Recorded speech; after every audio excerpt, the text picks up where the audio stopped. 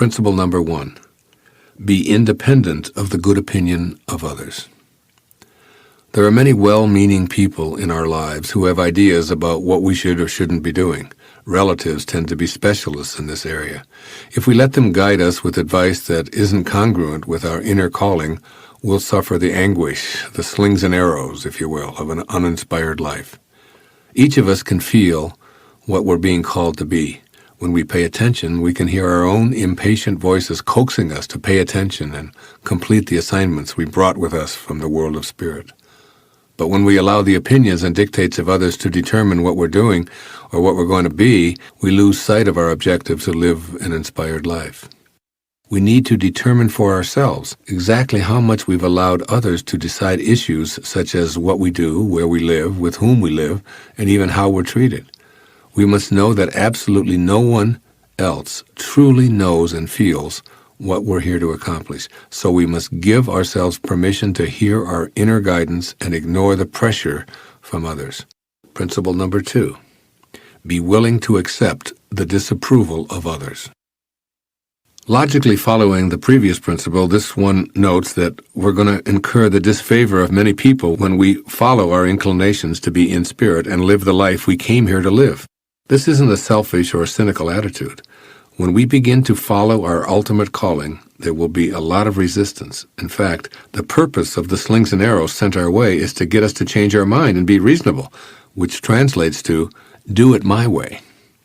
However, as we gain the strength to ignore the pressure to conform, resistance will diminish and ultimately change to respect. When we steadfastly refuse to think, act, and conform to the mandates of others, the pressure to do so loses its momentum. Principle number 3. Stay detached from outcomes. Inspiration doesn't come from completing tasks or meeting goals. In fact, that's the surest way to have it elude you. Returning to spirit, you see, is an experience of living fully in the present moment.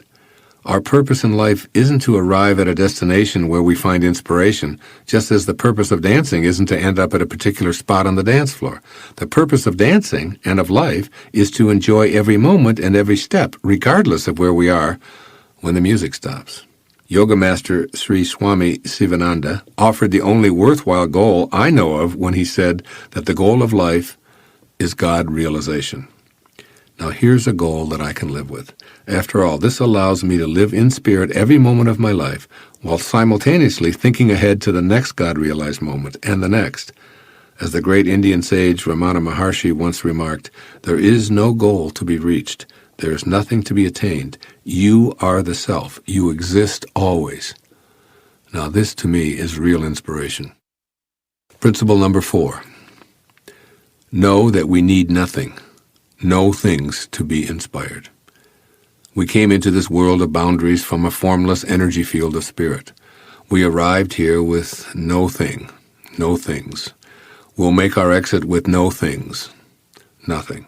And our purpose, God realization, requires nothing, no things. We are all that we need to be inspired and living on purpose, and the things that continue to flow into our lives are just symbols of the unlimited abundance of our source. In other words, these things have no value in and of themselves because everything in the physical world is changing and will dissolve back to nothingness anyway. When we tune in to what we know rather than what we see, we immediately find that every thought of God is repeated throughout the universe. We can watch as some things enter our lives and others leave, all the while remaining in spirit, knowing that all of those things have nothing to do with our state of inspiration. We need nothing more to be inspired, since we're connected to spirit already. The ancient Persian poet Omar Khayyam offered us these words, which summarize this principle that we don't need another thing to be inspired. It's all right here, right now. He said, "Forget the day that has been cut off from thy existence. Disturb not thyself about tomorrow, which has not yet come. Rest not upon that which is no more. Live happily one instant, and throw not thy life to the winds." Principle number 5. Don't die wondering. This principle is extremely important in working toward an inspired life because it motivates us to act. After all, we don't want to be full of regrets because we failed to heed our ultimate calling. Attempting to do something, even if it doesn't succeed, is inspiring because we don't tend to regret what we do, we regret what we didn't do. Even following a futile attempt, we're inspired because we know that we gave it a shot. It's wondering whether we should or shouldn't try something that leaves us feeling stressed and incomplete. Principle number 6, remember that our desires won't arrive by our schedule.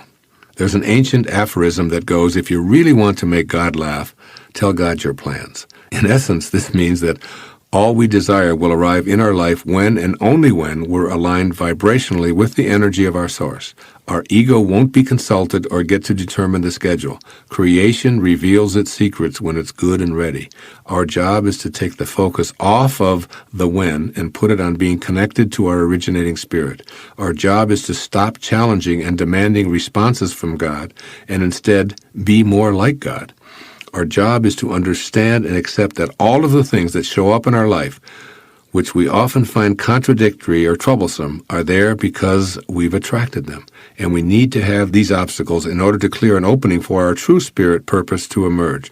We can let go, surrender, and remind ourselves that all is in divine order. We're much more successful when we allow inspiration to flow in on God's terms than when we're impatient and demanding. As always, our job in God realization is to become more like God. That means surrendering to the timetable that's always perfect, even when it seems to be full of errors.